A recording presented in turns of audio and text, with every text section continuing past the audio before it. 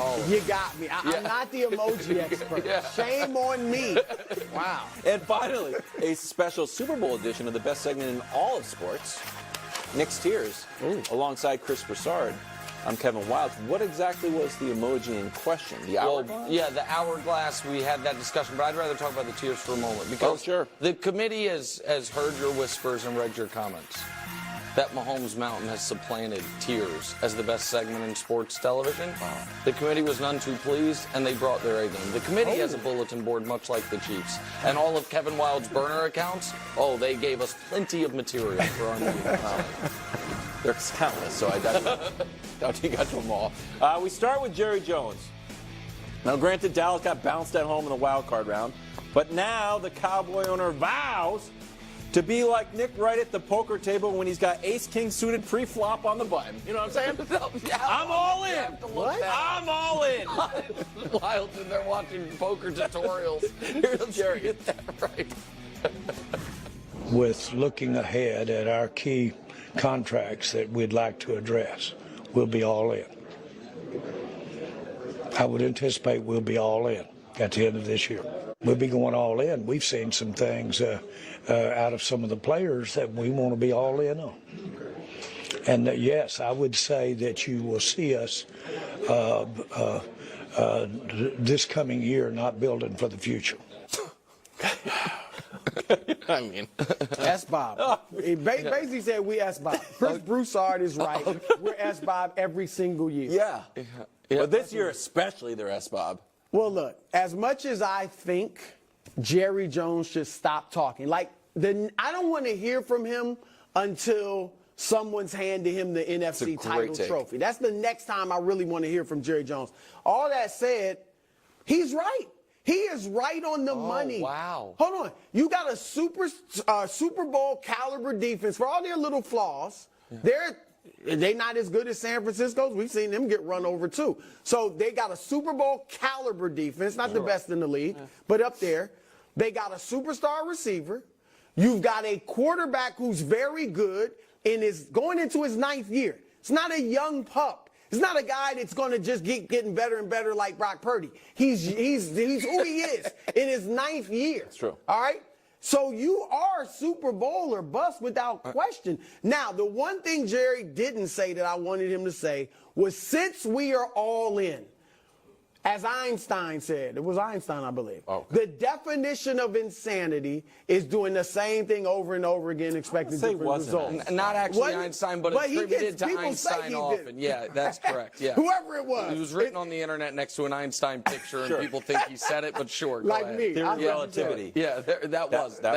That was Einstein. Yeah. But he should have said, because we're all in, because we're going to do things differently, you won't hear from me the rest during the football season. Zero chance. No more post-game interviews, no more radio interviews. We are all about football, period, because we are all in. If he had said that, you know what? His players would have been going crazy. Wherever they are, on vacation, wherever, they would have been excited because he puts pressure on them with all his little comments, even though he might be right. Okay. All right. The only thing I would add to what you said, because I actually disagree with a lot of it, but the one thing I would add in your favor is no matter what you think of Dak, if we're talking about making a Super Bowl, you have to think about him within the context of the competition in the NFC. So even if you don't think Dak's one of the 5 or 6 best quarterbacks in the NFL, they're so disproportionately in the other conference. So first of all, I want to translate what Jerry was saying. Jerry was saying Micah Parsons is about to be the highest paid defensive player in the league. CeeDee Lamb is about to get his contract extended, and Dak Prescott is about to get, and people will not believe it, but I would peg it at 3-year, $175 million. 175. Right under $60 million a year, a 3-year extension. I'm just telling you, mark this tape and we can come back to it. Jerry is telling you they are going all in on the guys they have. And I have no idea why he's saying this. I have no idea.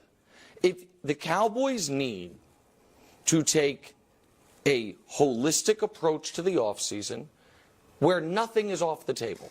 Nothing. Because they are not as close as I thought they were. They are not as close as Jerry thinks they are. And you need, while I probably would give Micah Parsons the contract he has earned. I would like to have all options and all discussions on the table of, hey, remember when Khalil Mack was on the Las Vegas Raiders and they got multiple first-round picks for him from Chicago? Now, they squandered those picks, but we look at what Mack then did with the Bears, what those picks ended up being. Again, they picked the wrong players. Right. That was a smart trade. I'm not saying you do that, but I'm saying the GM, before the Super Bowl's even played, the GM owner, voice of the franchise, just telegraphing to these players, agents, and to the NFL, what we're doing is bringing everyone back at higher salaries, guys, is ludicrous. It's just terrible management. There should be,